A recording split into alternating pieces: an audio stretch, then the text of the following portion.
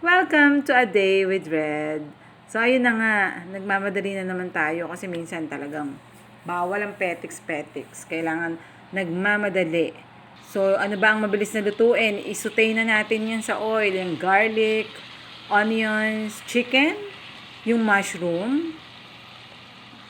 And then, takpan natin yan. After that,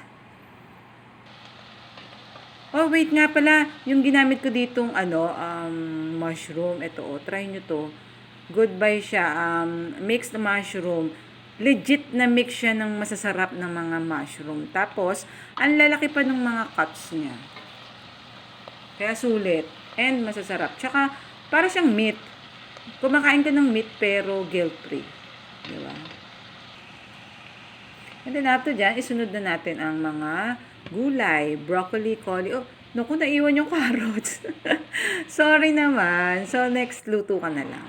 Flat beans, pero meron naman akong carrots dyan. So, ayun, flat beans, carrots, cauli, and broccoli.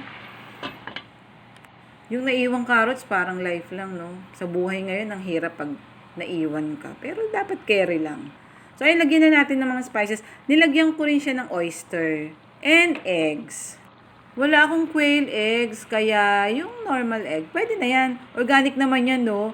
And did you know that organic eggs have higher vitamin A content, up to 40% and up to twice ng vitamin E as much as conventional eggs na konti lang naman ng price difference. So, ayun, tikman na natin.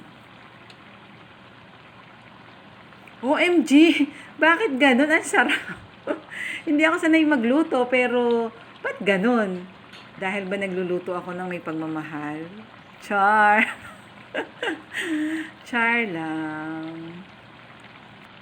O, diba? Mabilis lang siya. Pwede na pag nagmamadali. Try na natin, tikman natin. Ayan. Pwede na to ng walang rice kasi kumpleto naman siya. Mabubusog na tayo dito. Diba? Kain na! Enjoy!